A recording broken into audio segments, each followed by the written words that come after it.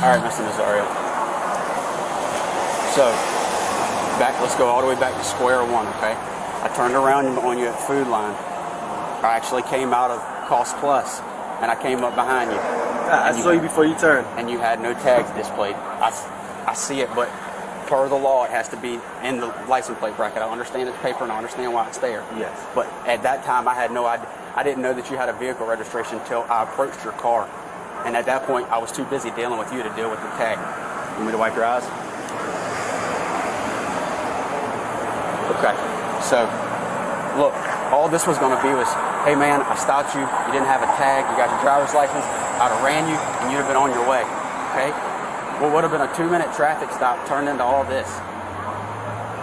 As I was telling him, you know, I've pulled over to well-lit areas before, and I've never looked out the window and saw guns blazing immediately. So the reason we did that is because we followed you for 1.5 miles with lights and sirens on, and you didn't pull over. I understand you want to get to a well-lit area, a well-lit area. I get that.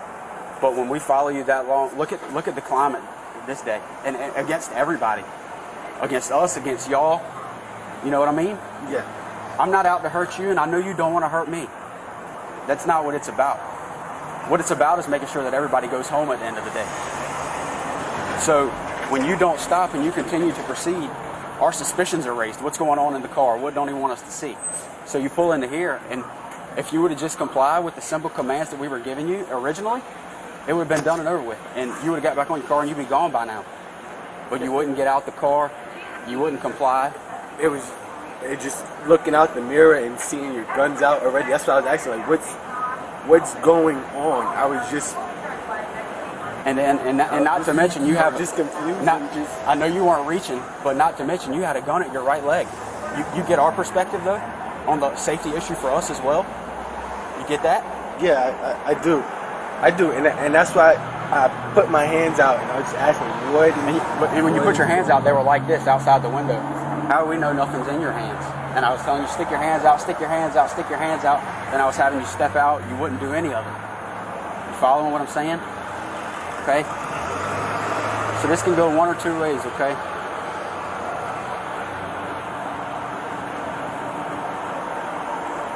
I don't want to hem you up. I'm going to be straight up with you. You're a good man. You've made lieutenant in the Army. How hard was that? That wasn't an easy task, was it? No, it wasn't.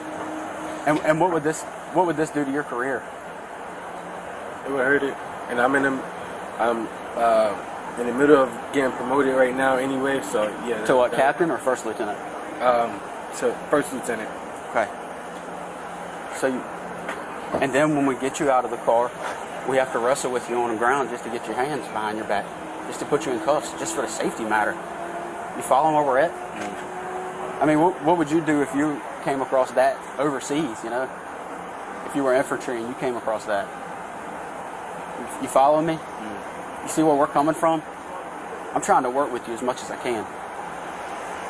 I would have never wanted, like I said, it would have been a simple, you know, hey, I see your tag now.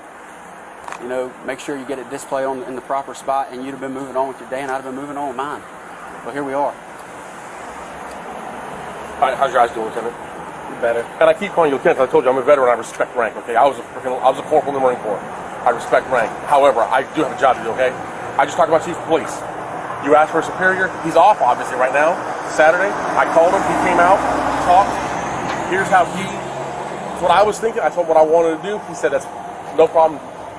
2 ways we can handle this. We can either sit here with you until you get your eyes back where you can see, and I mean at a good distance, you're safe to drive, okay? And you're going down the road. Go do your deployment. Go continue serving my country, which I respect and I thank you for, okay?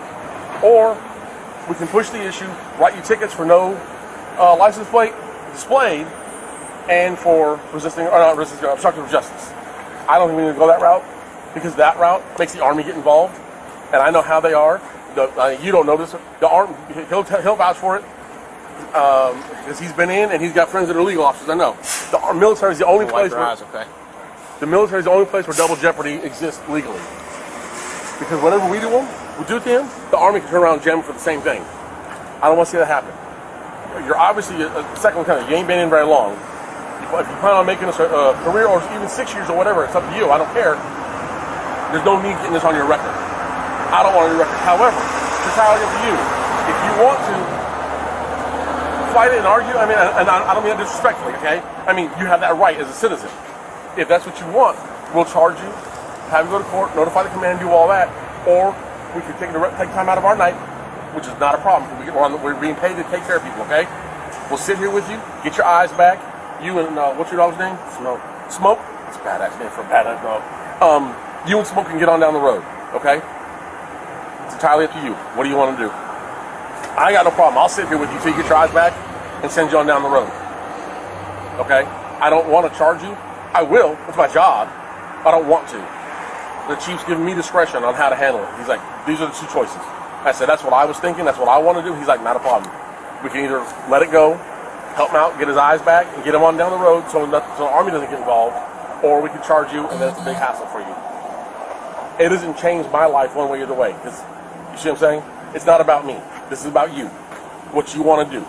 If you want to just chill, let this go, and no charges filed, we'll take the handcuffs off, we'll get you a bottle of water you can drink on, and sit here until you feel comfortable driving. All right? Mm-hmm. Or the other option is we write the summons, discharge you, by then we have no choice. We have to notify your command. And again, I don't have to be an ass. I don't have to be threatening. I say that because that's just the way it is. Okay? I've just talked to my boss. Those are the two choices that he gave me. Personally, as a veteran who served, okay, I did 6 years in the Corps. My wife's a retired sailor.